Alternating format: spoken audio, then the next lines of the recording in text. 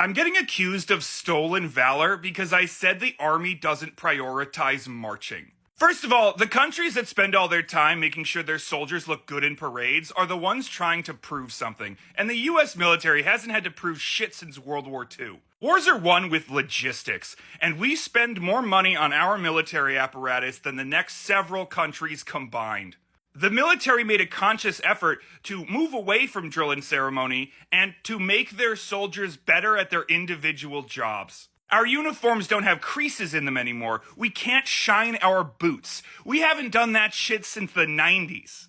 The NCOs that cared about that stuff are long gone, and the ones that came up during the war, the 20-year-long war, they care much more about keeping your service rifle clean, because the M4 carbine is notorious for jamming in dusty, dirty conditions. And let me tell you, wars are pretty dirty. Unless you're on a funeral affairs team, or you're on one of those color guards that flips the rifles around, you did drill and ceremony during basic training as part of the brainwashing process. Maybe your drill sergeants had a bet going with one another about whose gaggle of teenagers looked the least worst. You probably marched between your schoolhouses when you did your MOS training or maybe your NCO school. But my medic training, it was 17 weeks long. We route stepped, marched everywhere because they didn't give a shit. All they cared about is that we internalized the lesson, blood needs to stay on the inside. Then I got put into an infantry unit, headquarters and headquarters company, where I trained the other medics, and we cared about making sure that they kept blood on the inside and not that they marched real pretty.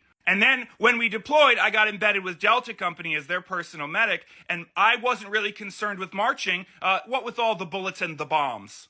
Anytime I've ever had to do some sort of change of command ceremony or something where they really wanted us to look good, we would spend a week beforehand rehearsing the drill and ceremony until we got it down. And all those people that are I don't know, man, I learned how to march in basic training and it has never left me. I fall into step with my wife when we go to the store. It's okay, man, good for you. But I think you're kind of talking about more of a different video I made about how much the Army loves people on the spectrum.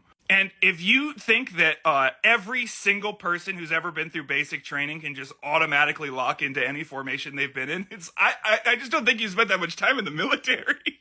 Because I would see jacked up formations constantly. How could you be in the military and not encounter incompetence?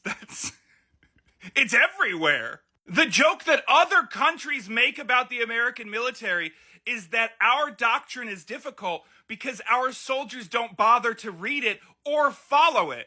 We have a reputation for fighting like demons because we train so chaotically that it matches the chaos of war. Not to mention the fact that there are several countries around the world that have zero active combatants in their military. And the US military has picked a fight every 10 years since the beginning. And in the last 30, we have come up with all of these officers and generals and NCOs who don't just have some combat experience, they have decades of it. So yeah, the US Army doesn't look that great when it marches around, unless it's given a lot of time to prepare. But you know what it is really good at?